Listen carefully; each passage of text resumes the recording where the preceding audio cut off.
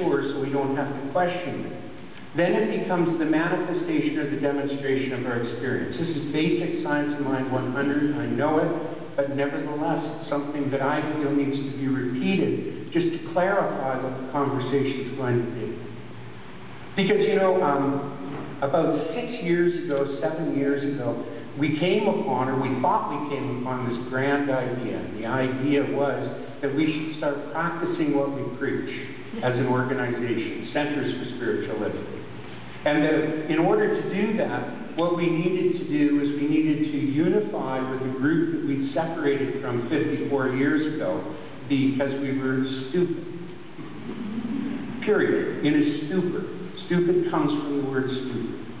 And because we were asleep and we weren't paying attention, what occurred was we allowed our personal ideas and thoughts and fears to translate into our activity in the world, which resulted in a different demonstration than what we were seeking as an organization.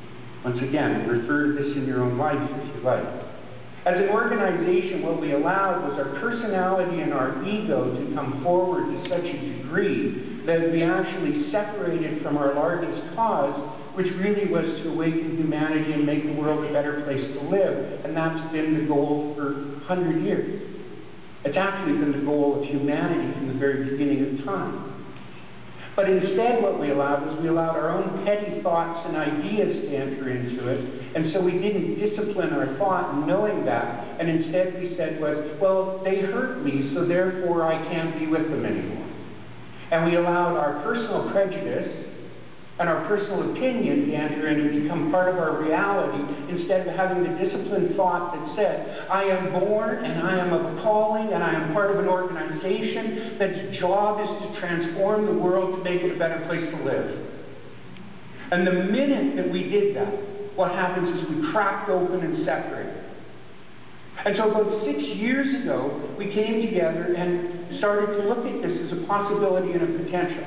But I have to prepare you by saying it wasn't 6 years ago. 54 years ago when we split, we still kept thinking, we need to come together, we need to come together, we need to come together, we need to live in principle. We need to prove the premise of oneness. And we need to demonstrate it to the world in our activity and who we are and how we live our lives.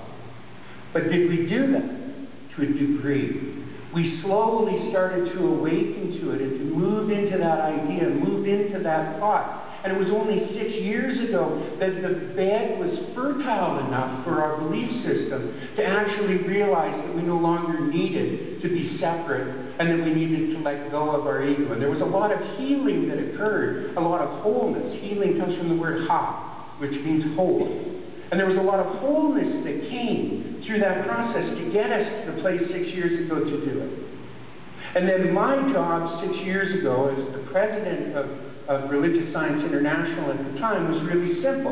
My job was to maintain that vision and maintain the discipline in that idea until it became manifest.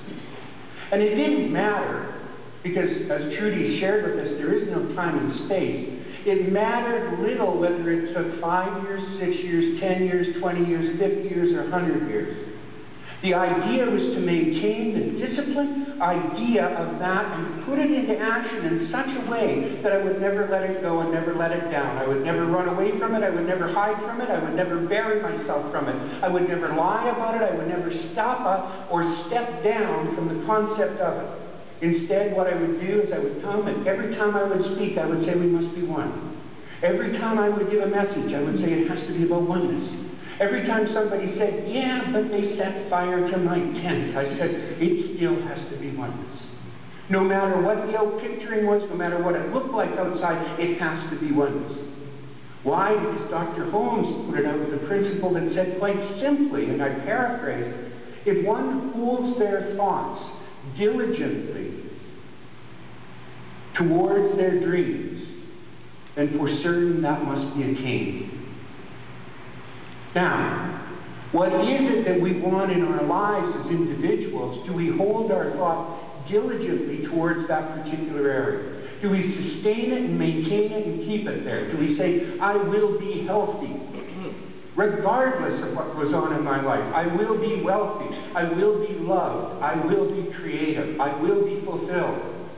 And do we maintain that idea constantly or consistently, or do we go, like Reverend Cam's story, to a place where we talk about our illness or our dis-ease under the circumstances, break the discipline of our thought, lay it down, and allow something else to congeal, to become demonstrated, to manifest, to come into reality in our experience, small r?